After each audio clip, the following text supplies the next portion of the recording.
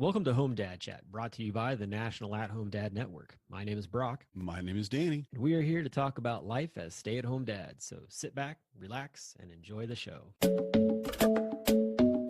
No, I don't want much. I even love handmade crafts made of macaroni. Come on now, you should know me.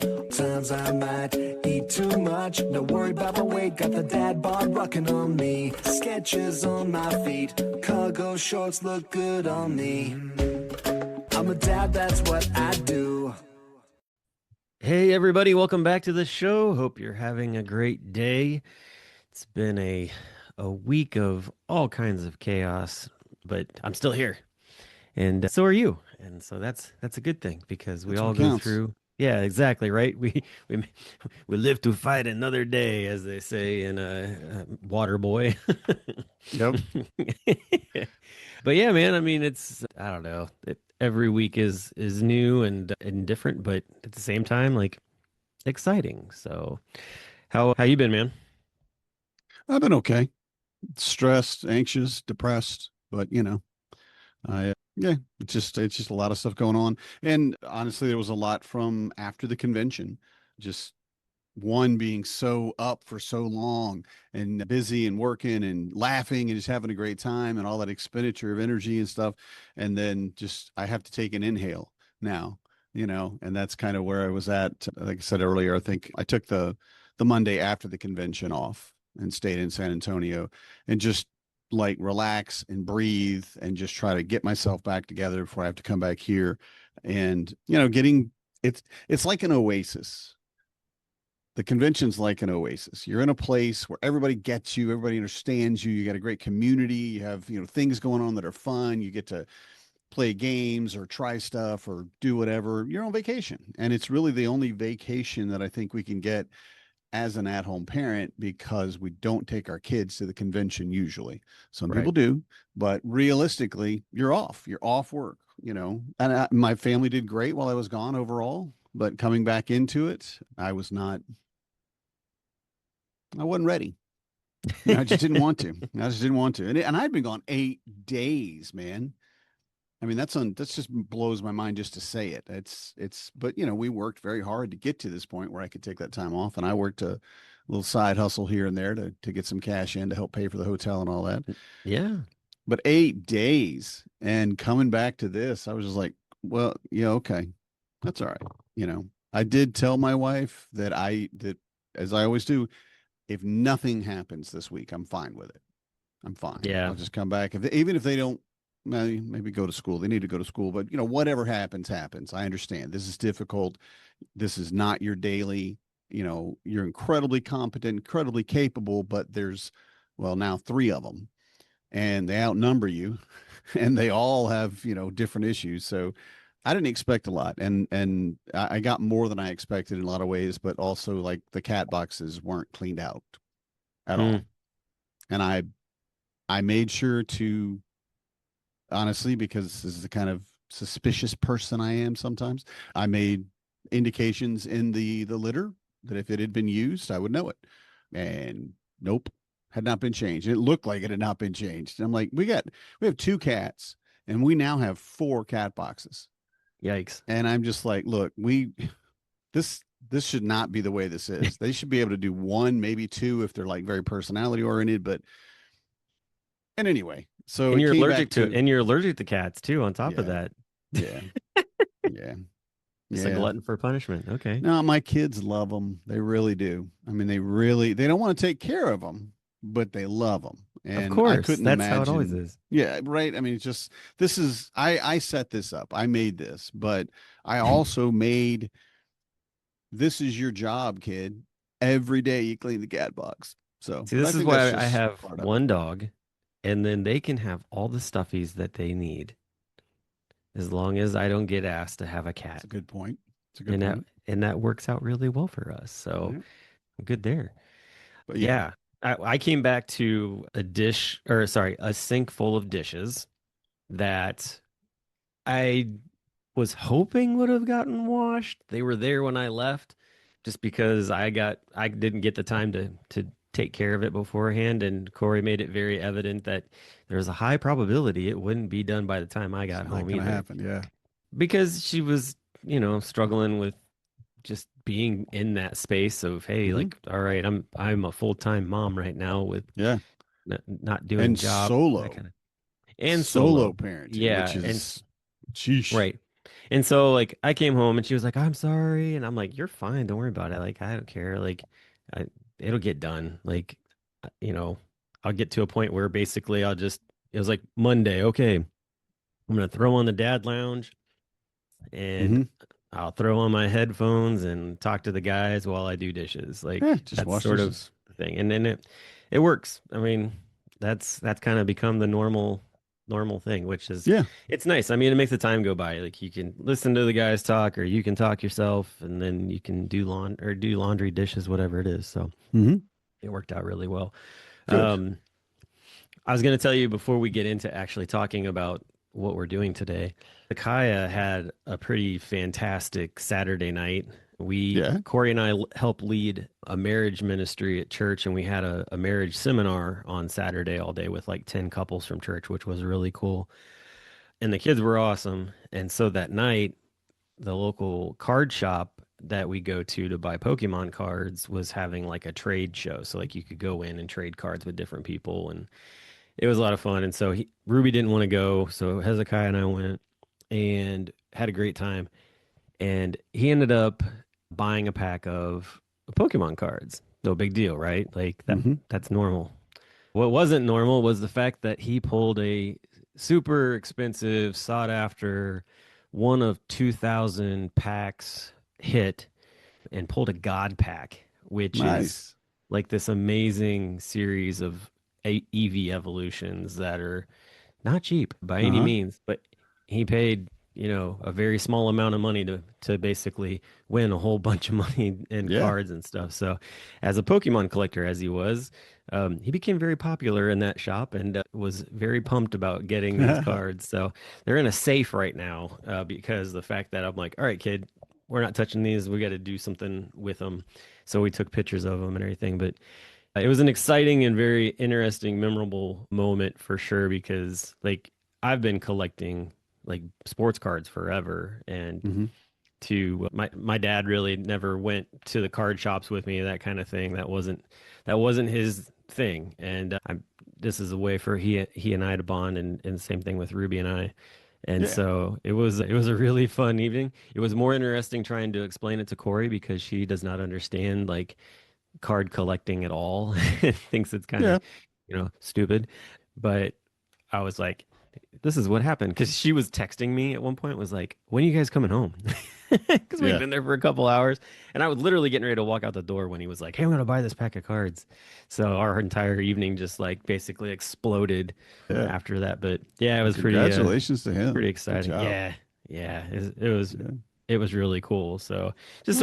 just a fun memory. Like I, would have never thought that would be something that, would happen.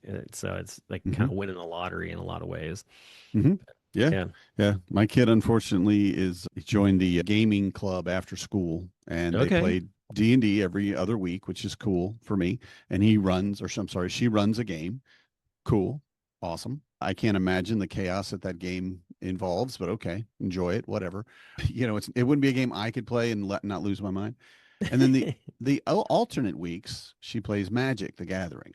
Oh, And they just yeah. got their first pack that's coming out actually this week. Yeah, whatever. But they got it. They're being given a pack. Like, so somebody went and bought, 10 packs or whatever and giving one to each kid. And I'm like, okay, I don't like Magic: The Gathering because it's all consuming. And that's coming from a guy that does things that are all consuming, right?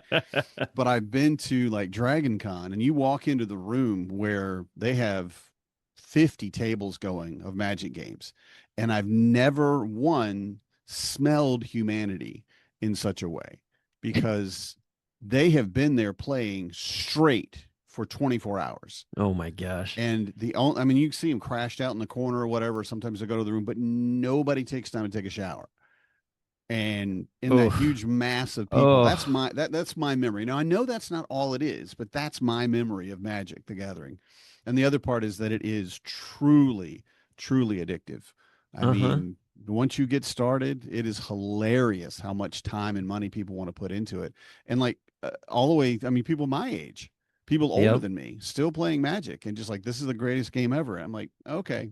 And I told my daughter, I'm like, oh, I will support you as long as I can and as far as I can take you, you know. But that's the Find trials some and really expensive cards and sell them, and that's how yeah, you're gonna fund this yeah, thing. yeah, fund yourself, yeah. And that's the trials and tribulations of an at-home parent, I think, or any parent. You just find your kid finds something that they love that you may not really even understand. So I get you, Corey. I get you. And yeah. So anyway, Oh, yeah. So exciting times, and mhm, I think it's just fun memories, definitely.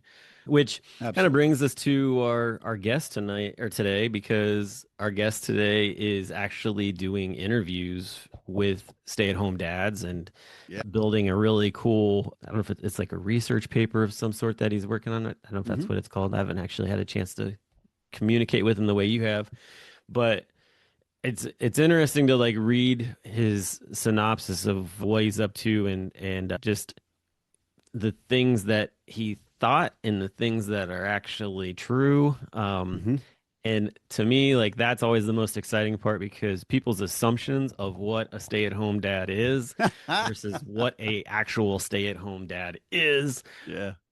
Yeah. are usually two different sides of the coin a lot of times. And so to be able to basically break down those just stigmas, that like stigmatisms, the stereotype, Hmm.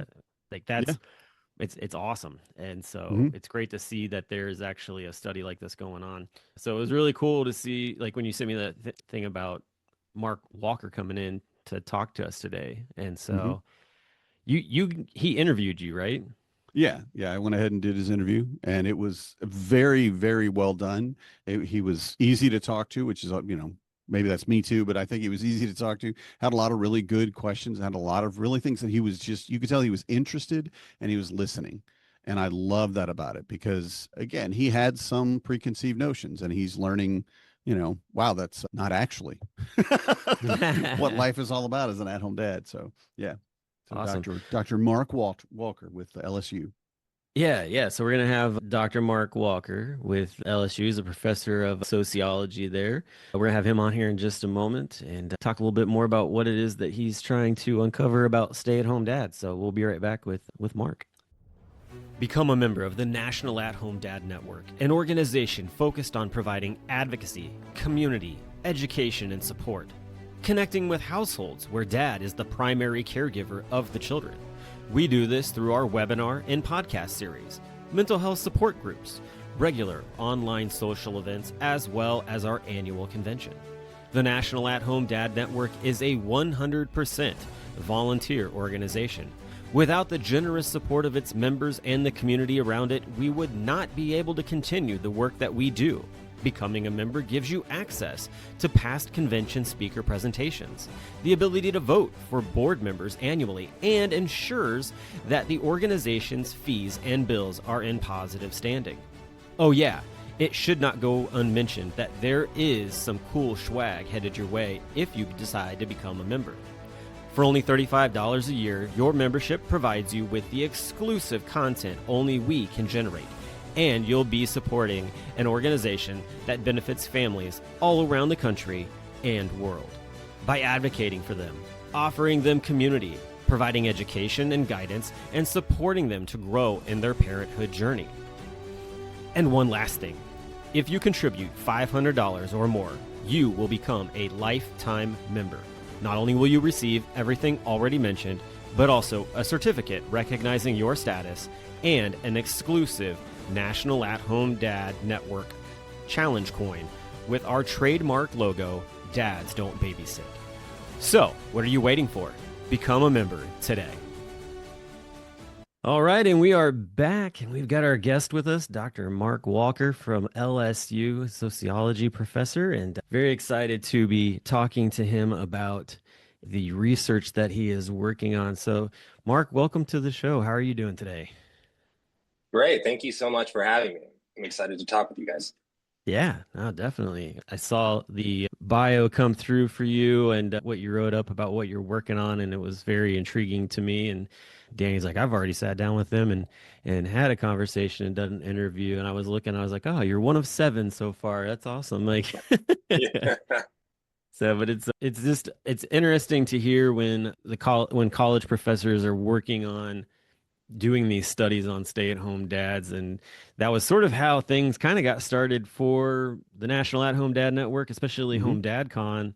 Was Really? a very curious professor in Chicago wanting to sit down 30 years ago with a group of stay-at-home dads to pick their brains about what, where, why, how, and every other thing in between. And it was a one day a year sit down that they were doing, and here we are 30 years later. So the fact That's that amazing. I did not know that.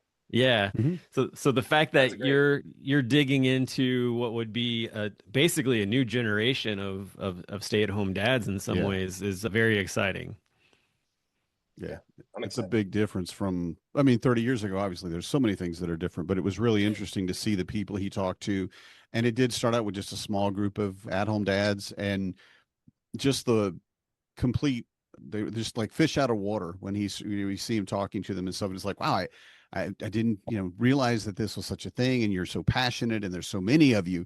And something that you yourself have found so far is that there's such a variety, of why you do it and how you got into it, and then what you do to handle all of it, whatever you might be dealing with on a day-to-day basis. And it just was really cool. And like Brock said, that was the beginning of what we have our annual parenting convention now called Home Dad Con. And we still have researchers show up, and usually they'll be presenting, which I love because I love seeing the results of all the work you're putting into it, just to learn Mhm. about, okay, well, how are my other fellow at-home dads dealing with things, and how do they, what's the average, home life like, what do you deal with every day, a day-to-day basis. So it's been really cool watching the progression, over 30 years, to see, not that I've been a part of it 30 years, but like looking back over 30 years. Mhm. It's been really neat.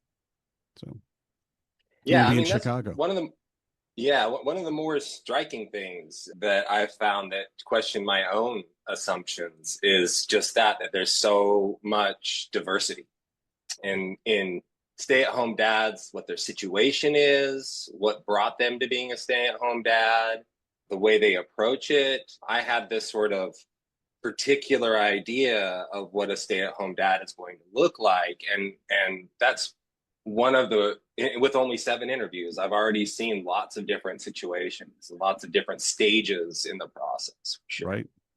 Yeah, Yeah. and that was kind of one. So I kind of wanted to get into that side of things a little bit, like from like the beginning here, what you talked about in your bio. So one, I'm curious, what was it that sort of brought you to this point of like, hey, like I want to study stay-at-home dads and interview these dads about what's going on. Like, where did that come from? Out of being a sociologist, I mean, sociology, of course, to study people and everything like that, but like Mhm. where did that come from to be like I'm going to pick stay-at-home dads to study? Yeah, so I mean, honestly, this is a pretty big pivot in my research. Prior to this, I did mostly quantitative research, statistics, survey work. And I studied how social networks affect your identity and how identity matters for mental health. But the thing that really started this was probably the first step was becoming a father, right? I guess I would have been 36 years old. I had my first kid and really started thinking heavily about fatherhood, what sort of dad I wanted to be. And that sort of got my mind on fatherhood, right? But the thing that really pushed me in this direction was having my second child, William. He was a very big boy. He was 10 pounds, 13 ounces. And my Yeah. wife had a really rough pregnancy and a rough birth. So she was on she was on bed rest for the last couple months of her pregnancy, but even before then, it was really hard for her to really go out with the kids, be in the hot Louisiana sun. Ooh. She had them in September. So, the last 3 months, so sorry. 4 months, yeah, of her pregnancy, You're a monster for putting her through that. I just want to say that in case she ever hears this. Hey, yeah, and I was, I'm a big boy myself. Yeah. I'm 6'4", and I'm the runt of my family. Oh, so, wow. Yeah. Yeah. And I was 9 pounds, 8 ounces. I'm not as big as him, but still big. Yeah. So it is probably my fault. But yeah, so she was basically, I was kind of single dadding it for all told about 9 months to a year. And I always spent a lot of time out with my first kid, but I was spending a ton of time doing that sort of solo parenting stuff before my wife was always along with me. So I didn't run into as many things as I did when I was doing it by myself. But I just kept on running into people that were essentially telling me it was sort of like shock and surprise. Lots of comments like, "Oh, you're in for it today, Dad," or, "Are you babysitting the kids today?" Or, older women that would, and I'm just doing my thing. I didn't feel like I looked like I needed help, but they would come up and sort of be like, "Do you want me to hold him?" And just like, yeah, lots of stuff like that, as well as, running into more structural things. Like, I got into trouble at the YMCA this is my daughter was younger, but we would take her to swimming lessons, and I would bring her into the men's locker room to change her. And probably the third time I did it, I had a YMCA worker come in and say, "I'm sorry, sir, you can't change her in here." Right. And I was like, and this is when she was 2. And I was like, "Okay, so where would you like me to change her?" And he was like, "Well, you could take her into the girls' locker room. Like, you want me to go into the girls' locker room?" He's like, "Well, you could take her into the men's, you could change her in the men's bathroom." And it was like in the locker room of YMCA, didn't have a changing table. You want me to change her on the floor of the disgusting YMCA bathroom? So, yeah, I just kept on running into stuff like this. And, it just stayed in my mind. I just kept on, I am a sociologist, even though fatherhood is not what I studied previously. It just sort of lingered there. And since my wife, since the pregnancy, now my wife's back in action, but that kind of created a permanent shift in our division of labor to where most, as far as caregiving goes, I'm the point of contact. I'm like the person that the schools are supposed to call. Yeah. It takes a couple of reminders. Yes, it does. Yeah. So you're definitely in it. Yeah. All of these things are like bullet points of what it's like to be an at-home dad. It's great. Yeah. If you were in a room with a bunch of dads in the network, everybody would just be nodding and being like, "Yep, experience that. Like, you are not alone by any shape, form." Right. Absolutely. Definitely. That's what I'm learning. Right. And so there were kind of two things that happened. Right. So I started getting interested in the research. I knew it was going to be a big pivot. I was kind of dragging my feet. But at the same time, I was looking for a community of dads that could give me, that talked about fatherhood, right? Like, talked about the business of caregiving and the struggles of caregiving. And so I went to Facebook for that, and I bounced around some men's groups, some dad groups, just straight up dad groups, and some single dad groups, which was like absolutely the opposite of what I had hoped it would be. Yeah. And then I ran into this smaller stay-at-home dad Facebook group, and I explained my situation. I didn't know what the language, like primary caregiving father, was like not in my vernacular at that Right. stage, but I explained my situation. They let me in, and I was like, "Oh, these are the folks that I can identify with. This is where I'm going to get, men talking about how to get your kid to take a nap in, when they've, decided that they don't want to do it anymore, right? Or Yep. how to sleep train, or how, so I spent about a year in that group, and it really became clear to me that these things that I'm thinking about when it comes to sort of structural and interpersonal barriers to men providing care, that this was probably a key group to study when it comes to that. Mm-hmm. And then I sort of started reading and sharpening my skills on how to do these interviews, looking at the literature a little bit, and just decided to dive in. And I wanted to ask you about that. You mentioned the literature. What literature did you come across that involved stay-at-home dads? Because there's not a lot out there, so I th- was kind of curious to know. so there isn't much out there. And that's actually pretty surprising to me. Everybody that I've talked to about this project is shocked that sociologists in particular haven't studied this group very much. I think it's because stay-at-home It's dads are just discredited for being parents a lot of times, or dads in general. yeah, well, I don't know if I'd say that they're discredited, but I would say that a lot of the literature about fatherhood is about presence, just being around, True.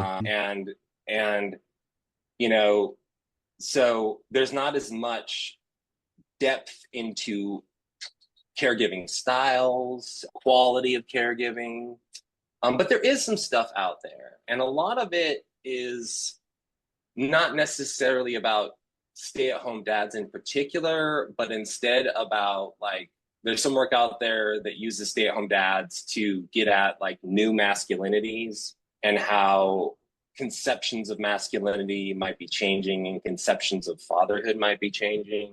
Mm-hmm. There's some research out there that's about social support and social isolation. That's a pretty big theme within the literature. But the thing about stay-at-home dads, and this is I was going through your website looking at the statistics on stay-at-home dads, and just to see what you guys have there. And it seems like y'all are running into the same problem that lots of quantitative scholars are, survey researchers, is that stay-at-home dads are, if you want to study it from a quantitative survey perspective, very hard to define. Mm-hmm. Like there lots of different definitions have been thrown around. So the vast majority of the research on stay-at-home dads is qualitative, sort of interview type Yep. of studies. But yeah, there's surprisingly very little research out there. I was kind of shocked when I was looking at, and it's like one of those things. I'm like, am I looking in the wrong place? Like, where's the treasure trove of this research? And if any of your listeners know where to find it, please let me know. I'm not I mean, above that. I think But you're in the same boat that a lot of dads are in when it comes to looking for information about stay-at-home dads. It is very few and far between. I mean, one of our members, Shannon Carpenter, who is an author, he took it upon himself to actually compile like 50 some stay-at-home dads in a book called The Ultimate Stay-at-Home mhm. Dad Guide a few years back. Luckily, Penguin published it, and it's been readily available at a lot of libraries. And he's done a lot of interviews on national television about it, which has been really cool. But yeah, I mean, it's not available. That's why we, the National At Home Dad Network, the podcast here, our webinars and stuff, like we're constantly trying to push our name out there as much as we can so that, you know, dads that are taking on the role of a primary caregiver have a community to be able to connect with, because Hmm. so many times, and especially here just recently when we had the Home Dad Con in San Antonio a few weeks ago, there were so many dads who were like, I didn't know this existed. Like, this is amazing. Like, to be able to connect with other dads who are doing the same thing. You had dads who actually, we were talking about this on the podcast recently. There were dads who were like 20 minutes away from each other, didn't even know there was another stay-at-home dad in their vicinity, and they came to the Hmm. convention and found each other basically and was like, oh, cool, like I got somebody close by Hmm. kind of thing. And so yeah, it's not uncommon to be that way. Yeah, the interesting too about San Antonio, this is the second time we had Dr. David Lambert out, and he does a lot of the quantitative research that might be a little more interesting to you. Brock, you remember I saw his slides where he basically compared firefighters and at-home dads and had done Hmm. comparisons on different ways they look at things. And then he added in just I don't know. The third group is just dads in general, and I don't know I don't remember the specific details on that, but he has been doing that for years. And actually, we had this is our second time he came out to Minneapolis 6 years ago, maybe 6, 7 years ago. But for me, seeing that data was amazing. Hmm. One, because of course, I never even looked for it, but I definitely had never seen it. So, but having him put up a slide back in Minneapolis and saying, look, this is what's going on. This is how many at home dads that we've looked at and what they're going through. And this is what the numbers say. This is what the data looks at.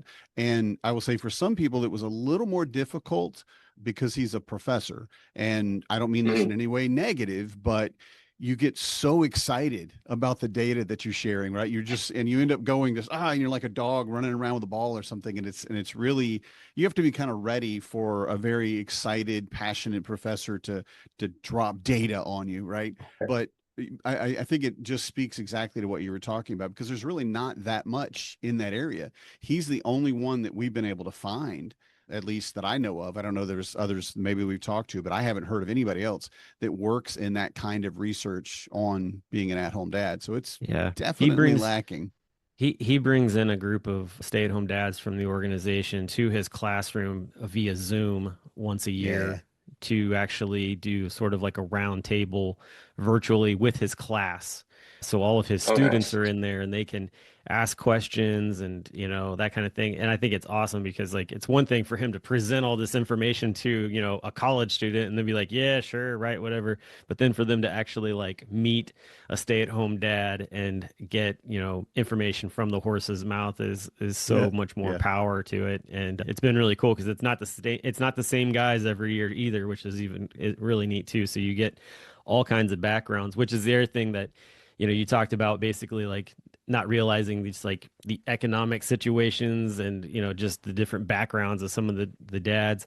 I know that's one of the things that I love to shock people with a lot of times. I'm like, hey, like, stay-at-home dads are like former military. They're former police, firefighters, they're former teachers, they're former rocket scientists. Like we've got, guys like that in the group, and then there's guys who are full-time ranchers down in Texas who are also stay-at-home dads. So, like their kids Mhm. go off to school, they're working, doing stuff on the ranch, and when the kids come home, like they're right there beside them after they get their homework done out on the ranch doing stuff, or on the weekends going to a rodeo and being up till 2 o'clock in the morning and that kind of stuff. So Nice. yeah, Yeah. there's all kinds of different guys like that in the world of stay-at-home dads.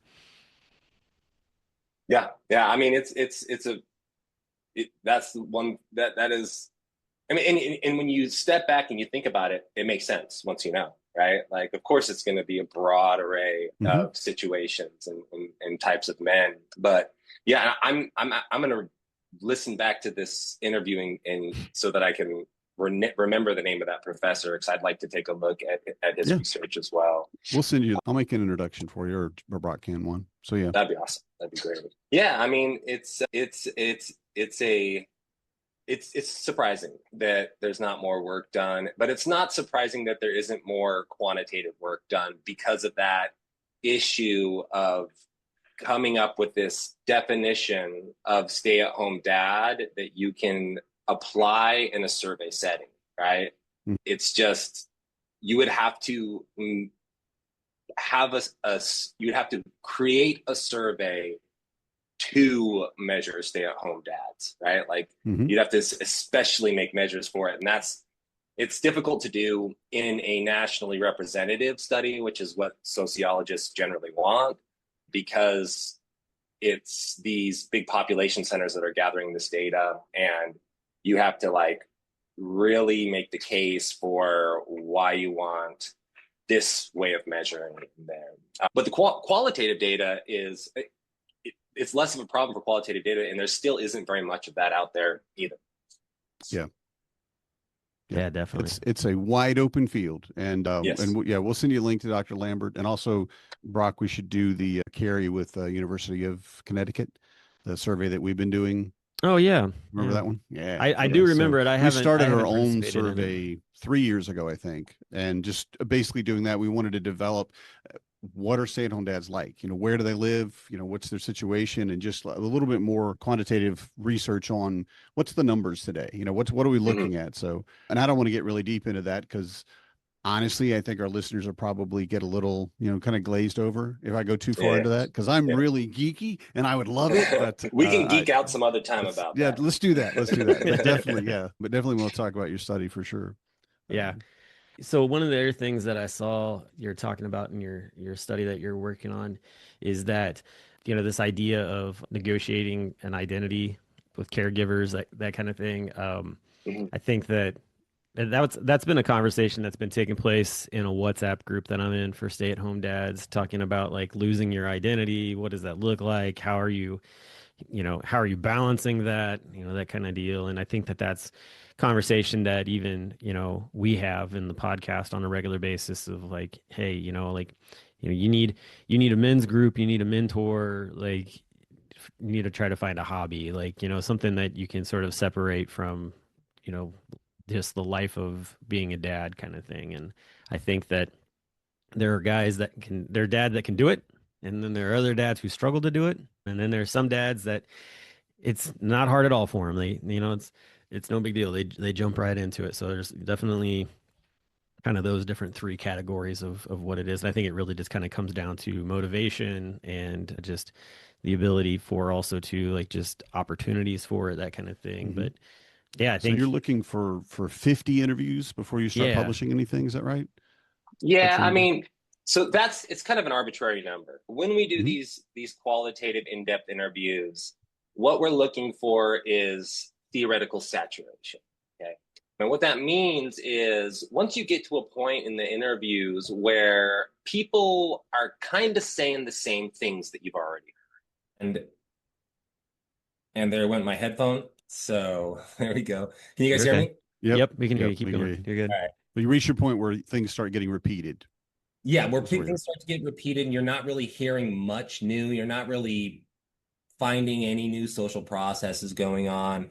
That's when you can stop, right? Mhm. And sometimes that happens at 20, sometimes it happens at 50, sometimes it takes 70, right? Like it kind of depends on the situation. But 50's the where I think things will start to start to be Mhm. repeated. Yeah, that makes sense. Yeah, so that's what I'm shooting for. I want Mhm. to and talk to as many stay-at-home dads as I possibly can. How are you coming into contact with these stay-at-home dads? How can a stay-at-home dad contact you if they're like, I want to be a part of this study? Or, what does that look like? Yeah, so I've been trying to recruit through these Facebook pages, including the National At Home Dad Network Facebook page. And many of them, rightly so, have this no self-promotion rule. And I think that's right, because if you allow self-promotion to go willy-nilly, then all of a sudden you're going to have a bunch of bots on your page and it's going to basically destroy. You got it. You got it. So I've been using that as much as I can, but if people want to sign up, if you're listening to this and you want to sign up for an interview, you can go to my website that I literally just built last week for the purposes of of being able to give you guys a URL you can go to sign up. It's markhwalker.faculty.bio. Okay. Awesome. Same I've got program. that. I've got that link in here with my stuff, so we'll definitely make sure that gets in the show notes. Excellent. Yeah. So yeah, that's been one of the challenges of this project is recruiting because stay-at-home dads are a relatively small group. They're relatively difficult to reach. They have variable schedules. And so, through my own personal contacts, I think I've only identified like 3 stay-at-home dads that I could Mhm. interview. So getting a wider net's going to be really important for me to do these interviews, to Mhm. complete these. Yeah. That's awesome. No, and I think that's one of the reasons why we were excited to have you on, because if anything, like being able to help Yeah. draw in some more dads to you to be able to get better information is, Yeah. like I said, we're passionate about it too. Like we want to make sure that that information's getting out there, and I'm not scientific enough to be able to put that together, and I don't even pretend to even think that I would be. So being able to have someone who has a bigger brain and knows what they're doing is always good to be able to just push information towards them or people towards them to be able to connect in that way. And that's the reason that it's the National At Home Dad Network. We network dads together, and I think that it fits right into being able to help in these situations. So that's awesome. Yeah, and I just want to anyone who's to folks that are listening, what this interview looks like is it's a conversation, right? Like I'm gonna have a handful of questions that I'm going to ask you, but really the goal is to have a sort of guided conversation about your experiences. And so it's not like, you know, being interviewed by a journalist or a newscaster. I'm not trying to get any gotcha moments in. I want to learn about your experiences and understand the sort of challenges that you face and understand the how you are able to how you view yourself as a father, how that's changed since being a stay-at-home dad, and how you deal with, all of these sort of outside things that might create strain for you, like, you know, building masculinity in this role and Right.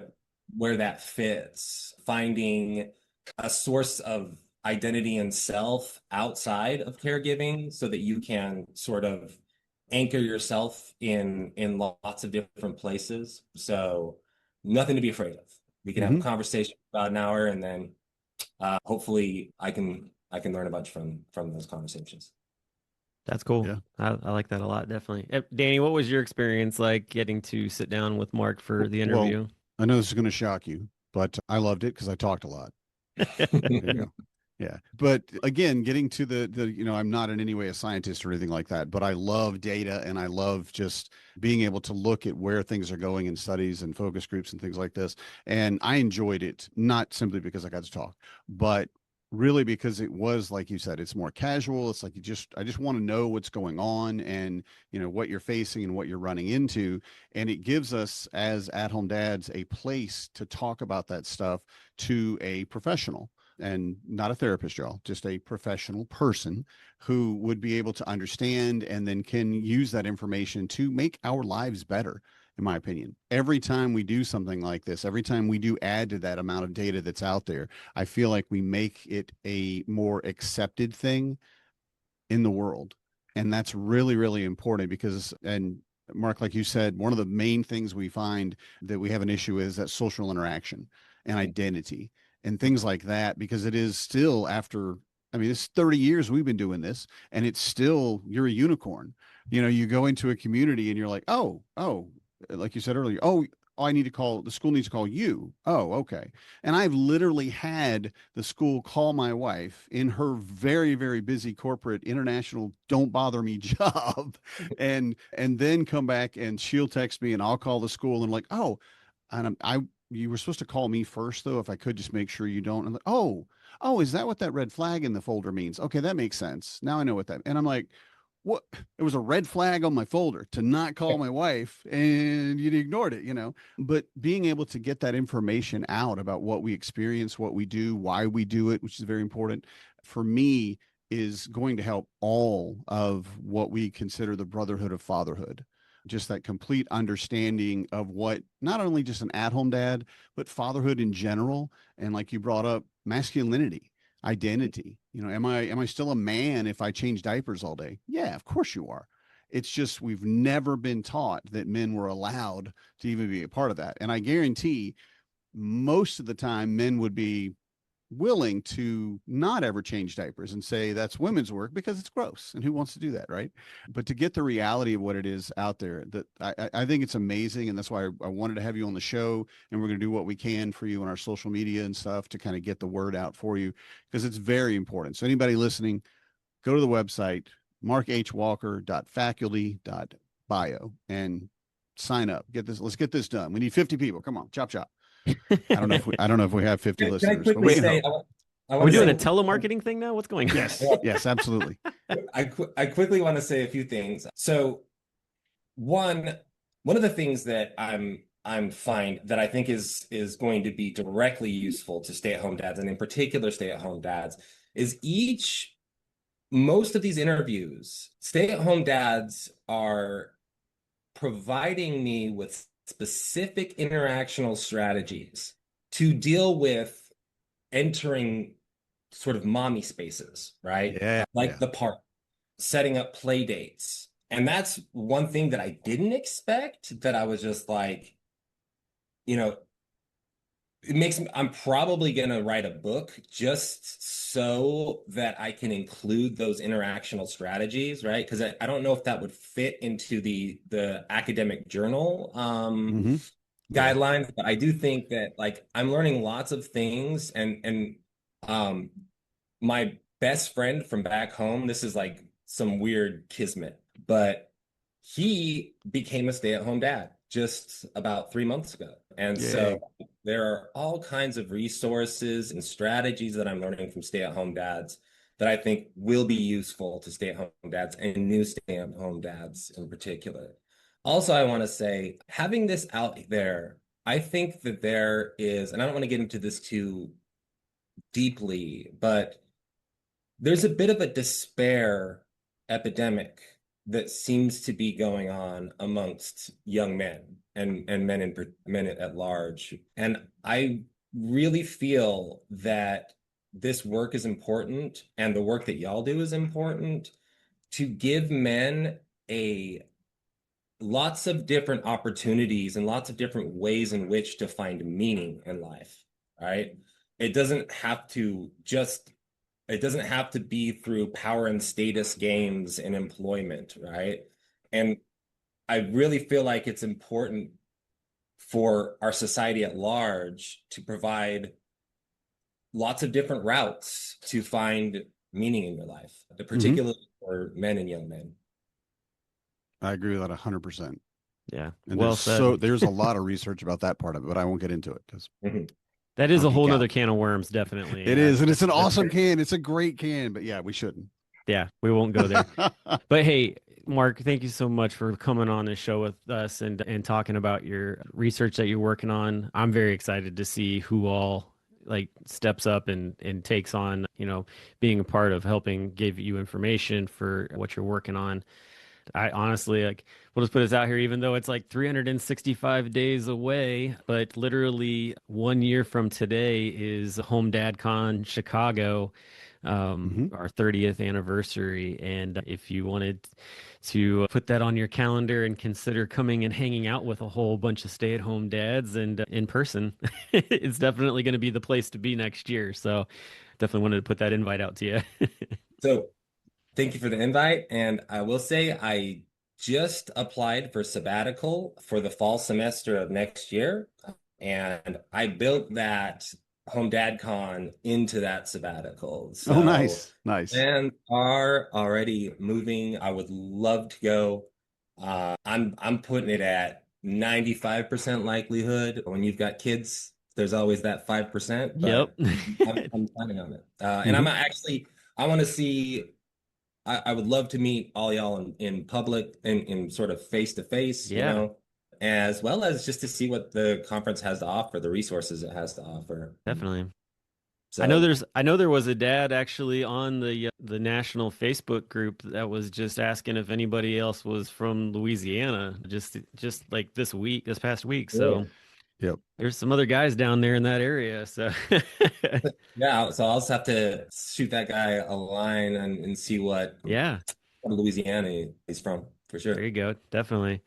Well, hey, thanks again for coming on the show. Much luck in just with everything that you're doing Hmm. with this, and can't wait to see what the final results of everything is. But yeah, for everybody else, we will talk to you all next week, and it hopefully will be a good week for you, and go away with a good weekend, being recharged, and come back, and we'll talk to you again real soon. So have a good one, everybody. Good night, everybody. I'm a dad, that's what I do.